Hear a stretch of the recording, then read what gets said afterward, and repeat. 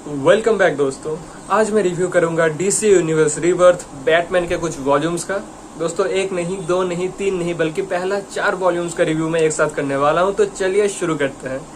दोस्तों इस पूरा रन को लिखा है टॉम किंग ने, बट आर्टिस्ट चेंज होता रहता था। तो पहला वॉल्यूम का नाम है आई एम गॉथम और इसका मेन आर्टिस्ट है David Finch and it colors Batman Rebirth issue 1 and Batman issues 1 to 6। तो total there are 7 issues inside this and this volume it focuses more on Gotham Boy और Gotham Girl, यानी कि दो Meta humans, यानी कि ये दोनों super heroes के पास सुपर पावर्स है and it is very much like Superman.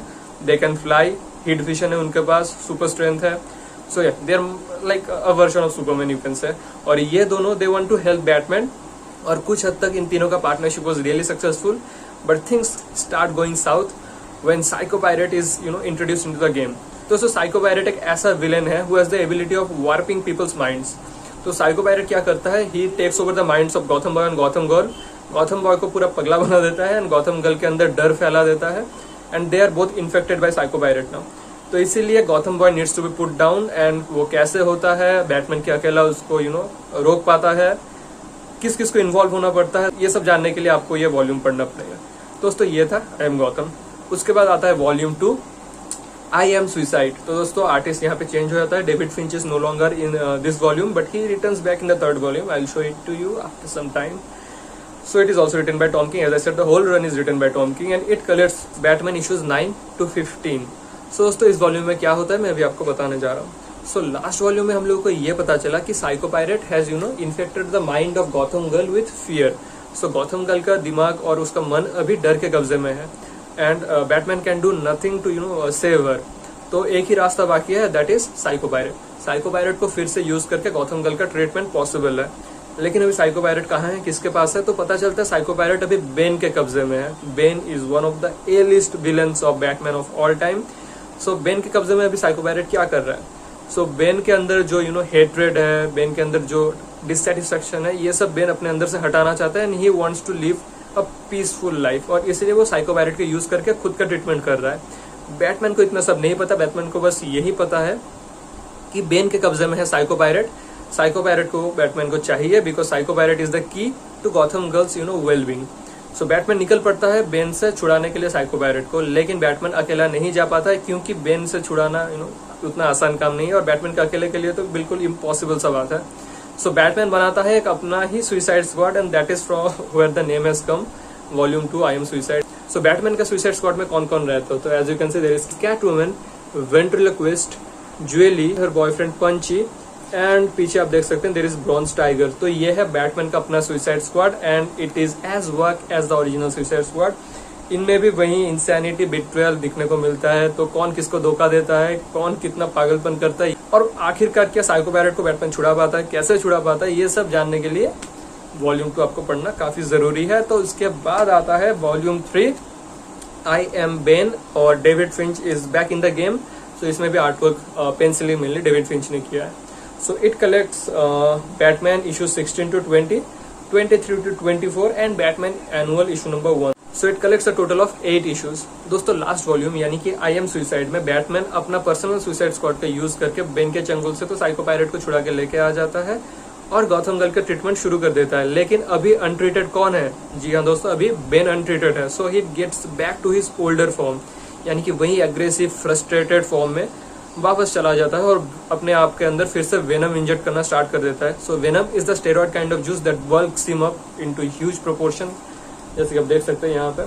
सो अभी बेन को रिवेंज चाहिए बैटमैन से बिकॉज बेन के पास वो सेटिस्फेक्शन, वो पीस आ चुका था जो बैटमैन फिर से उसे छीन लिया और बेन इसलिए बैटमैन को माफ नहीं कर पाएगा और इसलिए बेन अभी गॉथम आ चुका है बैटमैन को सबक सिखाने। तो दोस्तों एक बहुत ही बड़ा कन्फ्रंटेशन होता है between Ben and Batman.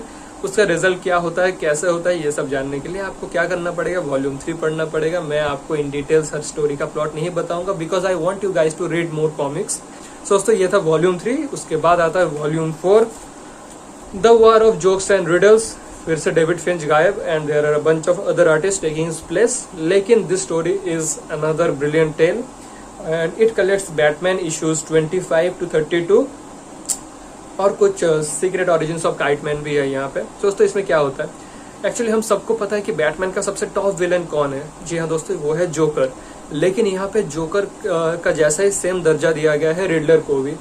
So the title the war of jokes and riddles actually implies the war between joker and Riddler. Nice game they have played with the name. दोस्तों हमें से शायद सभी को पता है कि बैटमैन का मेन विलन यानी कि उसका आर्क नेमेसिस है जोकर। जोकर से हाथ मिलाना चाहता है रिडलर ताकि दोनों मिलकर एक साथ बैटमैन का सफाया कर सके, लेकिन जोकर को यह मंजूर नहीं है और इसलिए एक जंग छिड़ जाता है बिटवीन जोकर एंड रिडलर। तो जोकर अपना गैंग बनाता है, रिडलर अपना गैंग बनाता है, तो दोनों का गैंग में काफी सारा सुपर विलन्स है और दोनों के अंदर जंग छिड़ जाता है। लेकिन पे कौन करता है दोस्तों? कॉमन पीपल पे करता है, the people who are in the path of their war. और इसलिए कोलैटरल डैमेज काफी ज्यादा है, मेनी लाइव्स आर लॉस्ट। और इसमें एक फुल स्टॉप लगाना दोस्तों। वार किस लिए हो रहा है इन दोनों में? Because they want power. कौन गॉथम पे कब्जा करेगा, कौन मारेगा बैटमैन को, ये सब छोटा छोटा चीज लोग इन दोनों के बीच में जो झगड़ा छिड़ गया है, इसके लिए पे कर रहा है गॉथम का कॉमन मैन। और इसलिए बैटमैन को अभी इसे किसी भी तरीके से रोकना ही पड़ेगा दोस्तों। इसलिए ब्रूस एक मीटिंग अरेंज करता है बिटवीन दीज टू गैंग्स, और वो ये मीटिंग अपना खुद का वेन मैनर में अरेंज करता है ऑन अ डिनर टेबल। दोस्तों दोनों गैंग्स को ब्रूस वेन डिनर पे बुलाया है ताकि भाई लोग आओ, तुम आपस में ये झगड़ा सुलझा लो ताकि एक कंक्लूजन पे आ सके और ये बेहुदा ये फालतू का वार खत्म हो सके। सोचो उसका रिजल्ट क्या होता है, उसके बाद क्या झगड़ा खत्म होता है। ये सारा ट्विस्ट और टर्न से भरा हुआ है ये वॉल्यूम, और ये सब जानने के लिए आपको ये भी पढ़ना पड़ेगा। तो चलिए अभी आपको मैं इन चारों वॉल्यूम्स का इनसाइड टूर करवाता हूँ। दोस्तों ये रहा volume 1, Gotham boy Gotham girl. तो डेविड फिंच का आर्ट वर्क इसलिए मुझे काफ़ी पसंद है because it is so good. Anatomy, style, posture, everything is so beautiful. दोस्तों यहाँ पे आप देख सकते हैं psycho pirate has infected the mind of Gotham girl with fear, इसलिए गॉथम गर्ल अभी डर के छुप के बैठी है। और गॉथम बॉय पूरा ही has went mad, aggressive, and to put him down Batman अकेला काफ़ी नहीं था, इसलिए जस्टिस लीग तक आ जाता है। और जस्टिस लीग भी कम पड़ जाता है बिकॉज गॉथम बॉय और गॉथम गर्ल का जो पावर का सोर्स है ये थोड़ा कॉम्प्लिकेटेड है, थोड़ा डिफरेंट है। मैं चाहता हूँ कि आप लोग ये पढ़े, बट आई मस्ट से कि volume 1 is not the highlight of the whole run. Volume 1 personally मुझे काफ़ी डिसअपॉइंट किया, ओवरऑल स्टोरी टेलिंग में खास अच्छा नहीं लगा। सो या the last page marks the beginning of the second volume. So second volume में artists change and we get to see the rescue mission of Psycho Pirate by Batman and his personal suicide squad.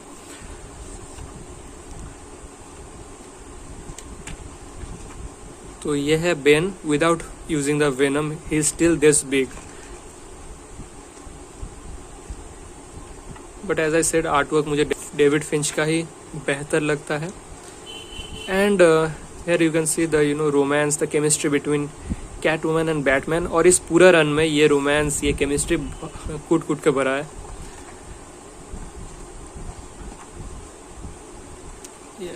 थोड़ा adult stuff में आ गए हम लोग।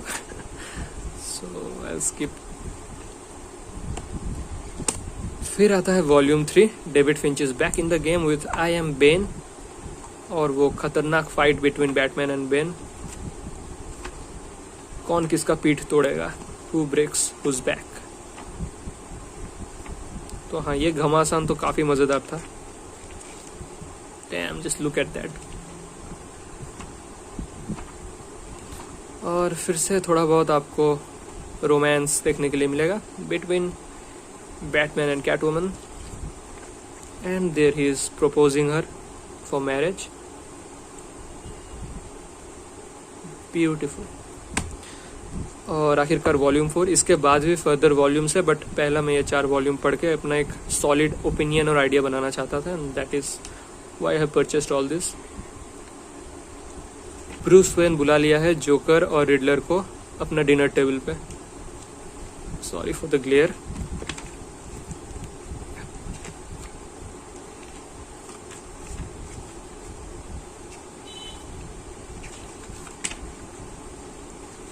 ताकि दोनों मिलके बात करके आपस में एक कंक्लूजन पे आ सके, एक ताकि ये जंग खत्म हो सके। लेकिन जंग जारी रहता है और Kite Man plays a very important role दोस्तों। काइटमैन एक बहुत ही अंडर यूज्ड और अनपॉपुलर कैरेक्टर है, बट यहाँ पे काइटमैन का एक बहुत ही इम्पोर्टेंट रोल रहता है इस पूरा स्टोरी में।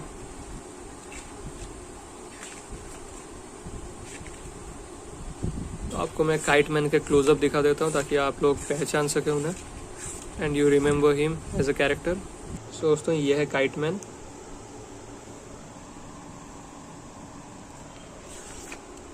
और सो ये रहा जोकर का gang comprising of Solomon Grundy, Ventriloquist, Mad Hatter, Man-Bat, Deadshot, Mr. Freeze and bunch of others. और ये रहा रिडलर का gang comprising of Killer Croc, Clayface, Deathstroke, Two-Face, Victor Zsasz, Scarecrow, Poison Ivy भी थी यहाँ पे but इस drawing में नहीं रखा गया है, पता नहीं क्यों।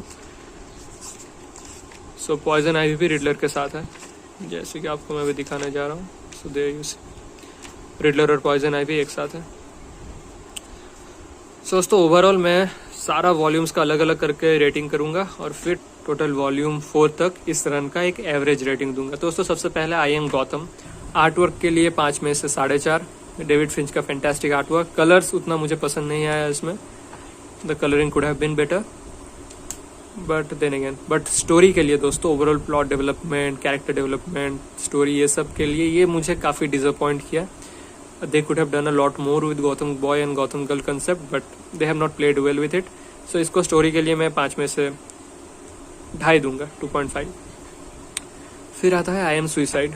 दोस्तों टॉम किंग का ये पता नहीं कैसा मैजिक है कि जहाँ इसमें ज़्यादा पोटेंशियल था अच्छा स्टोरी डिलीवर करने का और इसमें बहुत कम, बट इसमें जो स्टोरी का डिलीवरी था, जो डायलॉग्स था, जो इंटरैक्शंस था, it was so damn good.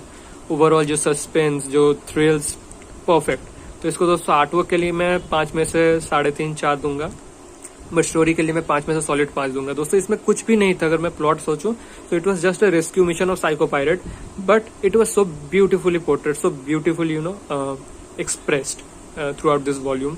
I really enjoyed this and I think in चारों वॉल्यूम्स में से मुझे ये सबसे ज्यादा पसंद आया।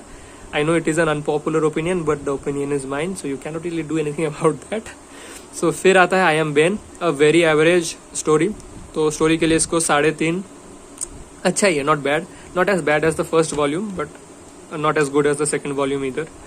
सो इसको स्टोरी के लिए मैं 3 3.5 दे ही दूंगा। And David Finch artwork is always a 4.5 and 5 out of 5, so there is that. क्यों दोस्तों ये फाइट सीक्वेंस तो देखने लायक था। इट वाज, देखिए, जस्ट देखिए the detailings and the perfection that goes behind David Finch pencilling, awesome. और फिर डेविड फिंच को मैं बहुत मिस करता था अल्टरनेट वॉल्यूम्स में, बट मैं देखा हूँ जिस वॉल्यूम में डेविड फिंच ने पेंसिल नहीं किया है उस वॉल्यूम का स्टोरी काफी अच्छा है, जैसे कि इसमें। तो war of jokes and riddles was brilliant tale कि क्यों रिडलर और जोकर एक दूसरे के अगेंस्ट में जाना स्टार्ट किया। Joker is in the top of the food chain of super villains, लेकिन रिडलर को भी सेम दर्जा दिया गया है यहाँ पे and they are going face to face against each other and they are causing real havoc all around the city. So दोस्तों आर्टवर्क के लिए इसको वही 3.5, बट स्टोरी के लिए इसको 4 दूंगा। 4.5 या 5 नहीं दूंगा बिकॉज इसका जो क्लोजर था, जो कंक्लूजन था, आई थॉट कि it could have been much better. At least I expected better from it, but इसका जो एंडिंग था I was not really that happy and overjoyed with it.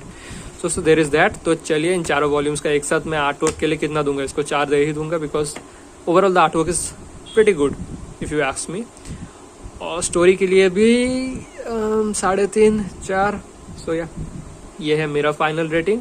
और एक बात बताना तो मैं भूल ही रहा था दोस्तों कि इस रन में मुझे सबसे ज्यादा मजा आया अल्फ्रेड का डायलॉग्स पढ़ते वक्त, because Tom King's version of Alfred is the funniest, wittiest and most sarcastic Alfred I have ever come across, and some of his interaction is straight up hilarious.